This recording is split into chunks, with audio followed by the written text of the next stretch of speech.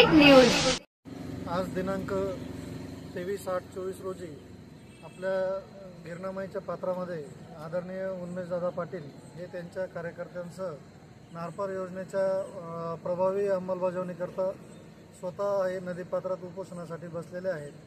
तर त्यासाठी प्रतिबंधात्मक उपाययोजना म्हणून आदरणीय जिल्हा अधिकारी साहेब, त्याचप्रमाणे जिल्हा आरोग्य अधिकारी व प्रशासनाच्या वतीने प्रतिबंधात्मक सेवा देण्याकरता आरोग्य पथक येथे स्वतः सेवा देण्याकरता उपस्थित आहे, जेणेकरून कुठल्याही प्रकारची नैसर्गिक दुर्घटना त्या ठिकाणी व्हायला नको व चुकून काही दुर्घटना झाल्यास त्या ठिकाणी तत्काळ उपाययोजना करण्यासाठी आरोग्य विभागातर्फे आमची टीम त्या ठिकाणी कार्यरत आहे। त्या ठिकाणी सर्व आज रात्री 12 वाजेला 24 तारखेला स्वतः वैद्यकीय पथकामध्ये आम्ही स्वतः वैद्यकीय अधिकारी त्या ठिकाणी जातीने लक्ष घालून आहोत व सर्व प्रथमोपचाराच्या किटसह आम्ही त्या ठिकाणी सज्ज आहोत। धन्यवाद। 15 घंटे झालेले आहेत। जर त्याची दखल जर साधा तहसीलदार, कलेक्टर किंवा शासन घेत नसेल तर मजबूरून आम्हाला हे रस्त्यावरती उतरावं लागतं। नाहीतर आम्हाला कोणाला तकलीफ द्यायची आमची हे नाही आहे की आम्ही बी बोलतो कोणाला तकलीफ न व्हावं असं आंदोलन करावं। त्यासाठी आम्ही पाण्यात उतरलो होतो की जेणेकरून शासनाचं लक्ष इकडं आमच्याकडे यावं, आम्हाला हे आश्वासन दिल्यानंतर आम्ही समजा बाहेर नेऊ। पण तसं झालं नाही, कारण की 15 घंटे झाल्यानंतर जर शासन जर त्याची दखल घेत नसेल तर मग रस्त्यावरती उतरल्याशिवाय पर्याय नाही। कारण की आम्ही आमच्यासाठी लढत नाहीये, कोणता एक पक्ष लढत नाहीये। ही समजा शेतकऱ्यांची एक समिती आहे आणि ती ही लढा लढते। मग त्याच्या पाठीशी आम्ही सगळे आहेत की आम्ही बी एक शेतकरी पुत्राचे आम्ही शेतकरीचे आम्ही पुत्र आहोत। आम्हाला कुठंतरी न्याय पाहिजे। मग आता जर मध्ये समजा गिरणा माताच्या पात्रामध्ये उतरून जर आम्हाला न्याय मिळत नसेल तर रोड बंद केल्याशिवाय पर्यायच नाही। तोपर्यंत आम्ही रस्ता रोक आंदोलन करणारे। कलेक्टर उपतहसीलदाराला तहसीलदारचा फोन उचलत नाही, उपतहसीलदार फोन उचलत नाही तहसीलदार त्यांचा। आणि जोपर्यंत आज 15 तास होऊन गेले आम्ही मरायचा का? तुम्ही खुर्च्यावर घरी झोपायचा आणि जनतानगर रोडावर मरायचा का?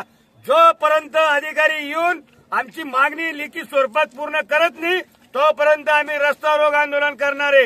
अरे गिरणा आमची हक्काची, कोण म्हणतं देणार नाही? गिरणा आमची हक्काची,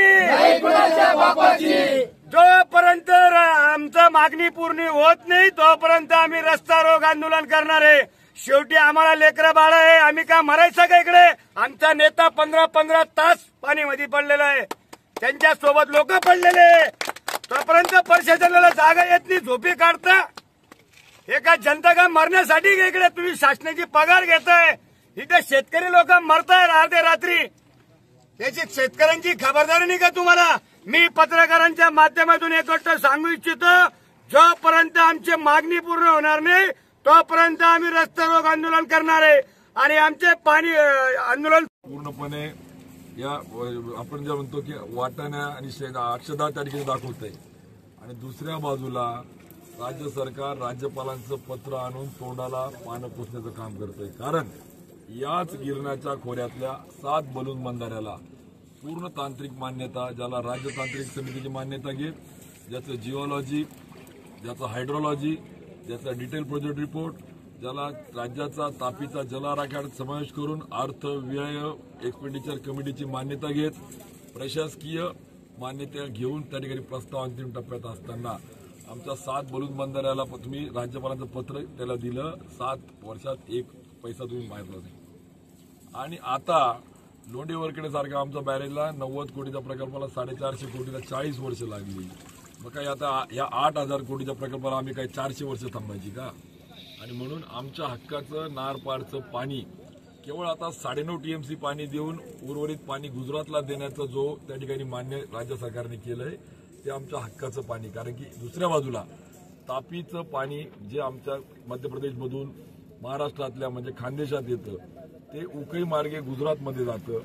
गुजरातमध्ये 300-300, 400-400 TMCच्या प्रकल्पासाठी तुम्ही पाणी गुजरातला देतात आणि ते 22-22 TMCचे पाणी गेल्या 50 वर्षात फक्त 10च वेळेस भरतात, 40 वर्ष भरत नाही। मग इतकं अतितुटीचं खोरं मागणी असताना शेतकरी होरपळतोय, कालव्याची यंत्रणा तयार आहे, म्हणजे पांजण डावा कालवा, चनकापूर कालवा, मन्याडला पाण्याची गरज, ते खोरं जोडलं पाहिजे, पुढे दामदा उजवा डावा कालवा, पुढे दहीगावचा डावा कालवा, 2.5 लाख एकराची कालवा आणि वितरण व्यवस्था असताना 7 शहर, 2 महानगरपालिका, 700 खेडी, 50 लाख लोकांना. आम्ही ज्या सकाळपासून ज्या बातम्या सोडल्या त्याच्यावर आम्हाला रिप्लाय येतात की त्यांनी बीजेपी मध्ये होते त्यावेळेस 5 वर्षापूर्वी तो विषय यांनी करायला पाहिजे होता, मग हा तेव्हा का केला नाही? एक मिनिट. या बाबतीमध्ये अशी प्रतिक्रिया देत आहेत ते तर खरे गिरणीचे आणि शेतकऱ्यांचे पोटचे आहे की नाही यांचे डीएनए तपासले पाहिजे. कारण की हा माईचा लाल होता ज्याने विधानसभेत 1 नाही 2 नाही 10 वेळेस वेगवेगळ्या आयुधाच्या माध्यमातून अजित पवारांपासून तर छगन भुजबळांपासून तर तटकरेंना जा विचारला आहे की आमच्या खोऱ्याची प्रशासकीय मान्यता का काढत नाही. प्रसंगी सत्ताधारी पक्षात असताना सुद्धा आंदोलन करण्याची भूमिका वेगवेगळी घेतली आहे आणि खासदार झाल्यावर देखील त्याच पद्धतीने 1 नाही 10 वेळेस मग कधी कधी त्या ठिकाणी औचित्याचा मुद्दा असेल मग त्या ठिकाणी कधी कधी इमर्जन्सी वेगळ्या पद्धतीने मांडले.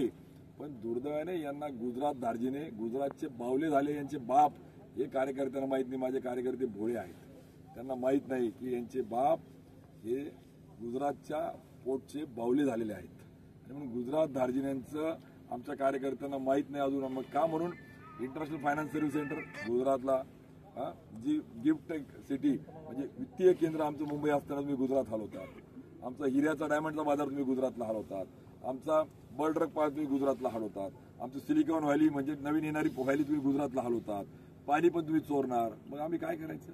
आणि आमचे 4 मंत्री तिथे जाऊन झक मारतात का?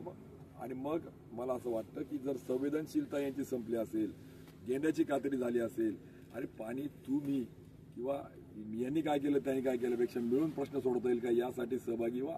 आणि म्हणून मी जे बोललो ना, ज्या पद्धतीने आई मातेला ठेवून उपवास करते त्याच भावनेने गिरणा ही आमची माता आहे आणि एकमेव खासदार आहे देशातला की मी 450 किलोमीटरची गिरणा परिक्रमा केली, 45 डिग्री तापमानात चाललो यासाठी की लोकांना राजकारणाच्या पलीकडे विश्वास बसला पाहिजे की मी भावनेशी खेळण्याचं पाप करत नाही तर प्रामाणिकपणे गिरणा खोऱ्याचं दुर्भिक्ष दूर करण्यासाठी मी त्या ठिकाणी जल प्रचार प्रसार करत होतो. Subscribe now and press the bell icon. Never miss an update.